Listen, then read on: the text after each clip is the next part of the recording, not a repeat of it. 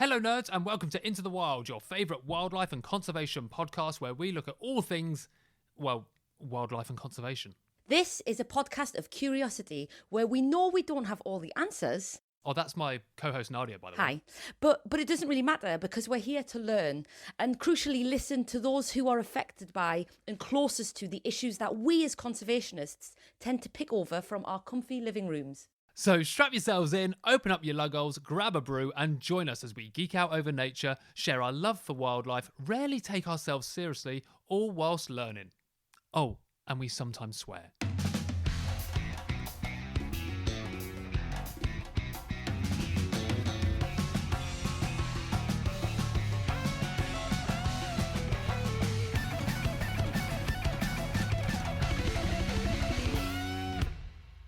Nadia Sheikh, welcome to your review. Oh, God. Just a bit of feedback, and not from me. Podcast host? Yeah, this is from listeners. Sharon, 28, from 28. Oh, we have Tweed. young listeners. I'm delighted. She thinks you have potential for being a podcast host, but you just need to be kinder to Ryan. Is what? Not my words. The words of Sharon. 28, from Berwick upon Tweed. Sharon. I would have believed it. If a 28-year-old, yeah, who's called Sharon. No one at 28 is called Sharon anymore. It's not come back yet. How I'll be lovely. are you? Well, I don't know. A little bit spurned. Spurned? Spurned? What does that mean? I don't know. I'm actually great. Spring has sprung. Oh, that's nice. Yeah. How are you? That is nice. I'm good. It's been a nice sunny day in London today, so it's been very warm. And yeah, just fine. It's a Wednesday, isn't it? Yeah, it's a Wednesday. So it's just a Wednesday. Just, the hump day, as they call it. It's great. Well, let's find out then. Tell me about your nature enjoyment this week. Nature highlight. My nature highlight this week. For me, Nadia, what has been my highlight? Oh my God. Oh, okay. Oh God, it's fucking birds again. I know. It's like, do you know what I mean? But it's a proper bird. Like, it's not like your. Oh right, so don't just. So your not wrens only or your tits. No, it's like a proper. You don't want to just not associate with the ornithologists. You also want to piss them off. Go on. What is a proper bird, Ryan? That's what it says on my T-shirt. Not only do I not like ornithologists, I want to piss them off. No, a proper bird, a buzzard. Lovely. That's a proper bird. That's a proper bird, isn't it? As in chunky. It's a dinosaur bird. You get what I mean, though. Yeah. No. I do get what you mean. No, actually, no, I think I don't. I think I don't. But if you don't want Sharon to think I'm still being mean to you. Do you not? It's like a proper bird. I haven't got any more words to explain what I'm trying to say. Do you mean big? Well, big, like you can imagine birds like that being around forever. Do you know what I mean? Yeah, in the Paleolithic. But then when you see a duck. Oh, ducks are quite funny. You're like, how have you? Yeah. Why did you laugh? Buzzards is what I was talking about. Two of them. They breed on Hampstead Heath. They started breeding again, I think it's about 3 years ago. So this time of year, they are just circling so low and just calling to each other constantly. And what they do is they start low and then they go really high up and then go low down and stuff. And it's just very nice. And then I saw a lady walking her dog and she stopped. And I've never seen this lady before. And she looked at me and she went, "Buzzard!" Oh. And I went, "Yeah!" Real bird, dinosaur bird. Yeah, and she went, "Proper bird." I went, "I know what you mean." I went, "I'll quote you on that on my podcast." Have you heard our podcast? Yeah, here's the business card. So that was my highlight, seeing the buzzards fly around. Lovely. Well, I feel like What's been yours? My highlight is like I've not even seen it, but I know it's happening. You can't just make one up. No, but I'm annoyed because you're going to be like, that's a proper bird. I've just got WhatsApp message from the Isle of Bute bird group saying that there's been like ospreys like swooping and displaying over the loch down the road. Proper birds. Yeah, proper. And it's just like, they're back. That's nice. I didn't know you got ospreys up there. Oh, we got 4 pairs. Well, 3 pairs nesting. I think we could hold up to 4. Ospreys coming out of my Armpits. Really? Is that where On they my nest? ears, everywhere. Yeah. Loads of them. Oh, that's amazing. That is really exciting. it I do like that. We need I do like we that. need some swallow sightings between me and you, don't we? That's what we need next. Have I seen any swallows? No. No, I haven't. Otherwise, I wouldn't have asked myself. I would have noticed. We would have mentioned it. Well, guys, next week when we do mentioned Nature News, I am fairly sure we will be saying swallow to each other. But anyway, let's crack on with what, well, you know what I mean. Stop it. So often you say something that just sounds, it just like triggers something in my brain that goes, surely people are laughing at that. Maybe. And then you just don't laugh, bet and I'm like, I Sharon's can't, tilting. because there's no one else here. I don't So if laugh I at laugh, it. I'm laughing on my own in the hope that someone listening is also like laughing or giggling to themselves that Nadia just said we will be swallowing together or whatever you said. You see, this is what you do. Right, come on. We've only got. This is only meant to be a short podcast. This is meant to be a snappy podcast, is it? All right. What have you got? I've for got me? a bit of news that when I. It's such a funny article.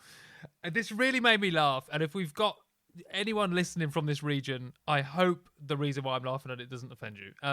In Western Australia, in the back garden of a lovely little home, I'm sure, over 100 venomous snakes were found. What? You've heard of red belly black snakes, No. right? Have you not? They're one of the most common venomous snakes in Australia, right? no. They're not too dangerous. They're dangerous to like children or small animals, but they kind of keep out of harm's way. They're not very aggressive. Okay. But basically, a man found about 6 in his garden, so called snake relocators to come and collect them. For sure. And the law is they have to be moved a maximum distance of 20 kilometres from where they were found. But basically, they move them into like national parks or into more kind of, I guess, wild areas. Not that I like that word too much, but you know what I mean. But non-residential areas.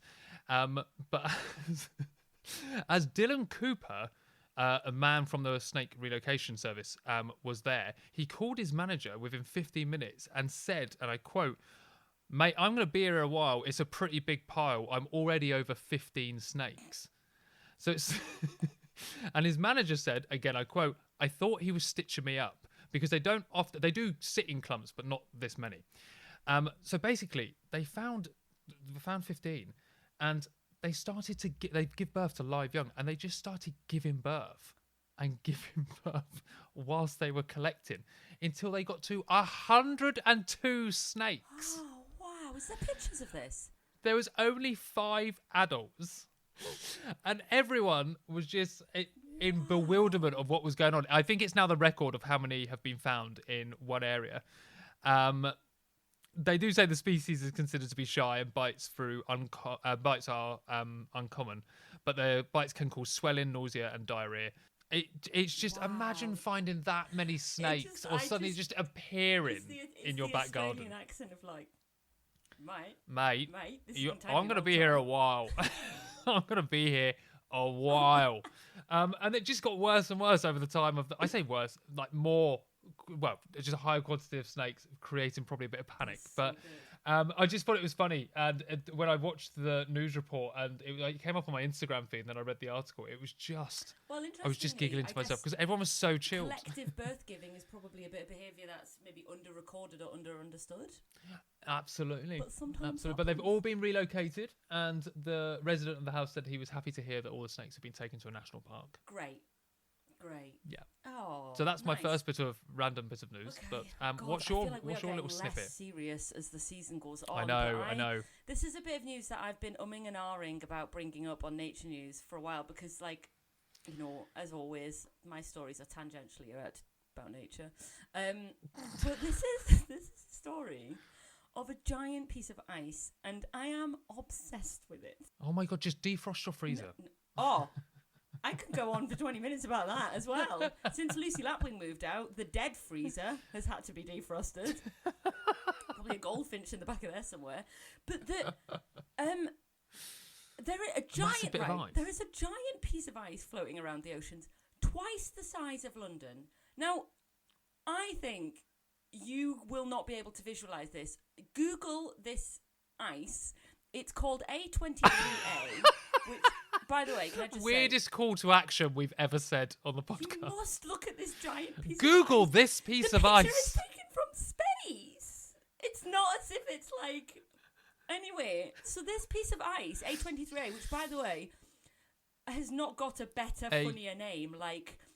It's just the code. It's just called... In all the articles, they just call it A23, not Mr. Frosty, or Big Icicle, or, the white whale, even. Yeah. Whoopee iceberg? Oh, God, you win. So why isn't that called Whoopee iceberg? Why haven't you called it Whoopee? So this piece of ice broke off from the Antarctic mass in 1986. It is as old as I am. 1986? And I watched a YouTube video which shows it swirling around and moving around all these years. It's just, we didn't. Anyway, it's just... Is there anything living on it? Probably like penguins and stuff. No, because it's so big. And penguins can't fly. What do you mean? Because it's so... when it's sitting in the water, it's cliff sides. No, but was anything on it when it broke off? Oh, well, they're long gone. No, because penguins... There was a family of 5. So basically, the worry in the wildlife link was that it was on a collision course. So in 2020, it struck ground and stopped. And it was on a collision course for South Georgia, which is where penguins and seals live in large numbers. And the worry was it would smash into South Georgia, this island. Remember, twice the size of London. And disrupt feeding areas. However, it has now run aground just near South Georgia, not on it. I guess the thinking is that icebergs actually do hold a lot of nutrients, and if it does start to break up, it could cause like an interesting boost of nutrients in the area, which then affects sea life, and then I presume penguins and seals will benefit. But anyway, please go look at this giant piece of ice called A23A, or what did you name it? The link's in the Whoopee iceberg. Whoopee iceberg. Go check out Whoopee iceberg. We could have Stephen iceberg, but I think Whoopee sounds like it's going to be big. Because it is, yeah. Yeah, do you know what I mean? That's why my brain went with Whoopee iceberg.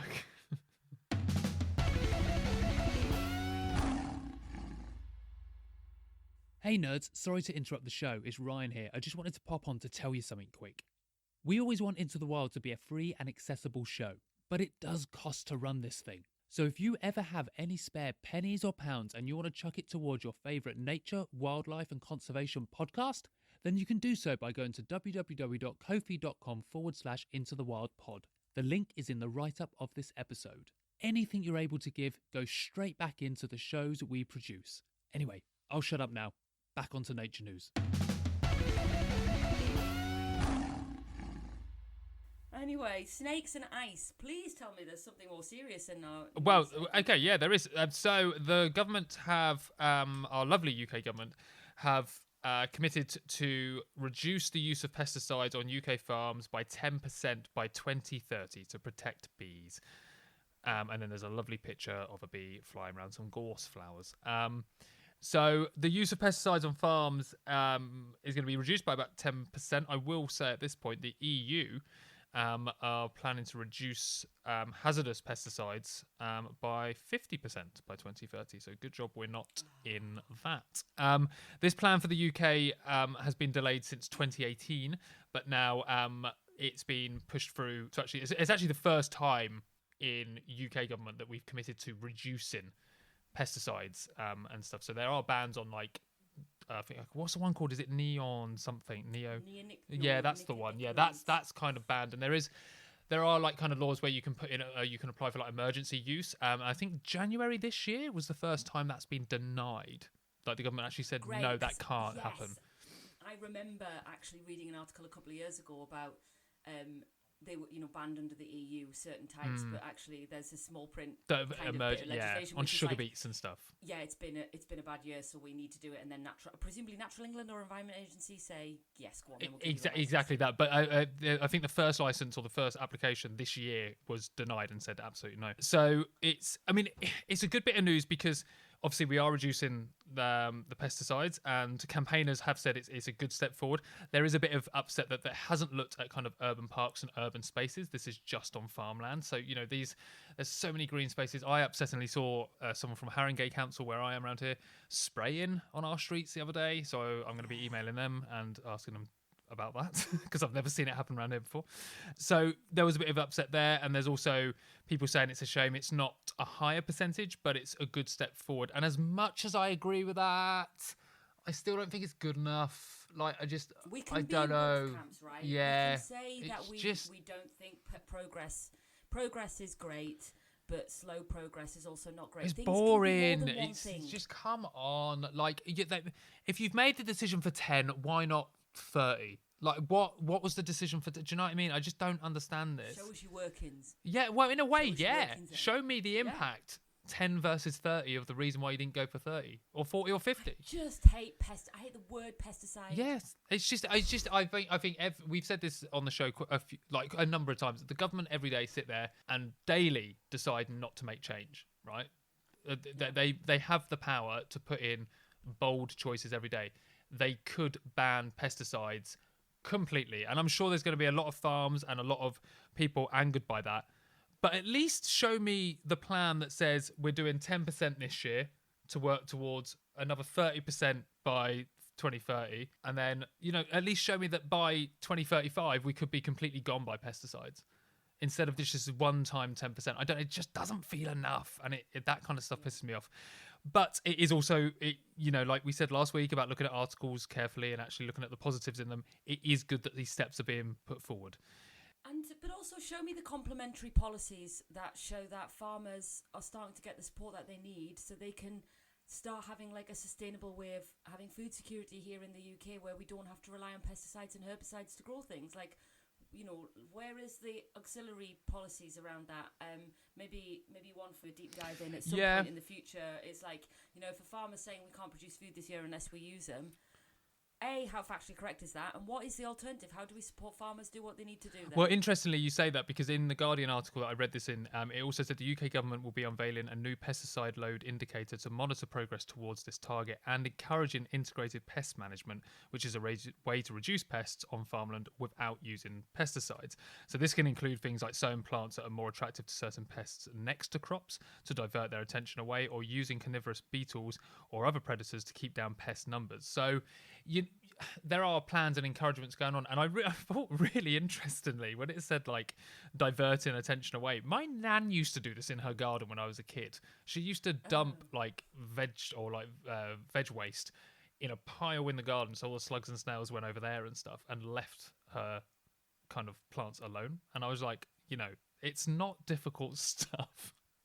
In large scale, sure, it's difficult, absolutely, but I mean, is it? Maybe I remember we did a farming episode a couple of years ago, Ryan, on the podcast, and I remember us just going, it's not about whether it's difficult or not, it's about the fact that we just have to do it.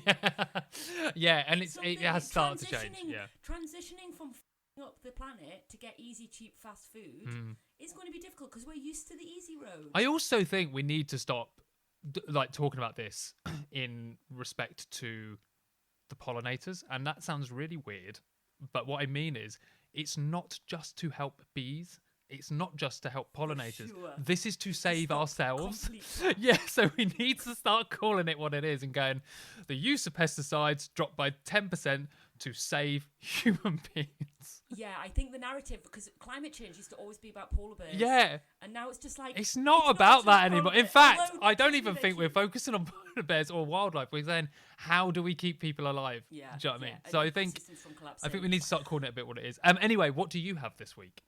I just a really couple of quick little bit of tidbits. One, that there is a new national forest has been announced by the government with 20 million newly planted trees, apparently, which is 2,500 hectares of new woodland created in west of England as part of a national forest drive, which the government has announced. So this is a big area of forest, which will cover Gloucestershire, Wiltshire, Somerset, Cotswolds and the Mendips, as well as through urban areas such as Bristol, Swindon and Gloucester. So this is towards the government's legally binding target, which are often just never met, anyway, of achieving 16.5% woodland cover in England by 2050, which seems a long way off. But get them trees in the ground.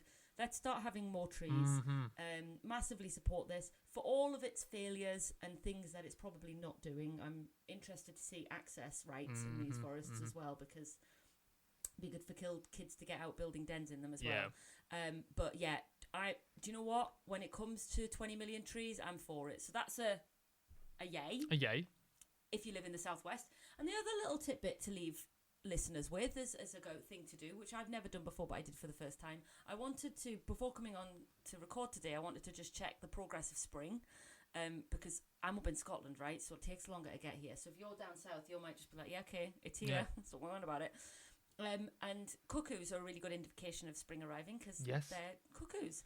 And BTO, you might know this already from watching TV programs such as Spring Watch. But BTO have like a cuckoo tracker. And I'm just being a Geordie when I say that. I want to hear it. A cuckoo tracker. A cuckoo tracker. Where there have been several birds which have been tracked with the satellite tag, and we can see that they're pinging. The signal pings off as they move, so you can see from spring 2024 up until this date. You can press play on their website and see from when they first arrived in the UK last year, and their migration back down to sub-Saharan Africa, which is where cuckoos spend the winter. And then if you're watching every day, you can see them slowly making their way back up towards us. That's exciting. You can also see photographs of their little faces when they were caught, looking like absolutely shitting themselves. But it's just made me smile. Terrified. Although I'm not a fan of bird ringing, I've made my views on this extraordinarily clear. It is interesting to see these individual, I think there's about 20 individuals there or something, who give us that data to see when they come back. Let's take it off. Let's take the little signal thing off them now. But yeah, you can see what they did. That's exciting though. You can see when they're coming back. Yeah, I might put one of them on you. I mean, that feels a bit Black Mirror, Big Brother. I don't really like that. Also, before we go, last bit. Actually, this came. Was this yesterday or the day before? It's not Sharon again. Sharon's emailed. Is the natural history GCSE has been approved to go through? Which I'm going to say two things. One, absolutely fantastic, and I'm so happy for the future generations to be able to be inspired, learn and love and connect with, the natural world at a young age in school. Two, Nadia and I told you, we told everyone on this podcast, when articles come out and say that governments are not doing stuff, read the fine print. So many times in these articles at the bottom, it was always saying, Labour officials have said this might not actually be the case. And lo and behold, once again, they've gone through, same as the beavers. So, sometimes I think these panic articles, when we see like, they're ditching it because it's a Tory policy, it's like, well, yeah, and they're creating their own policy going forward, which kind of, I think, makes sense. Yeah, I mean, read these things with an iceberg, A23A size bit of salt. But anyway, and also just to commit, like me and Ryan said in a previous podcast, when the GCSE comes out, we will do a test paper. Oh shit, I forgot about that. Oh Christ. Okay, we'll do one. As soon as there's a test paper, might take a while, but we'll do one. We'll do one on a podcast. We'll do that. Okay. Thanks for tuning into another episode of Nature News. In a couple of weeks, on April 7th, our episode 3 of not Beyond the Trigger, that was our film. Episode 3 of Journey Back to Namibia will be out. Food and farming will be available on our feed, so make sure you're subscribed and catch up with that when it's out. Follow us on social media, all that jazz. If you'd like to donate anything towards Into the Wild, you can either do a one-off donation or you can subscribe and give us a monthly donation to help Into the Wild keep going. You can do that at ko-fi.com/Into the Wild pod. Anything you give goes back into the show. And whatever platform you're listening on, if you're able to give us a review or comments or just share the podcast on social media, Nadia and I always love to see it. And if you'd like to drop us a line, our email is in the write-up of this episode, as is all the stories, links and stuff we've spoken about on today's show. But until next time, nerds, look after yourself, enjoy spring, and look out for those ruddy cuckoos.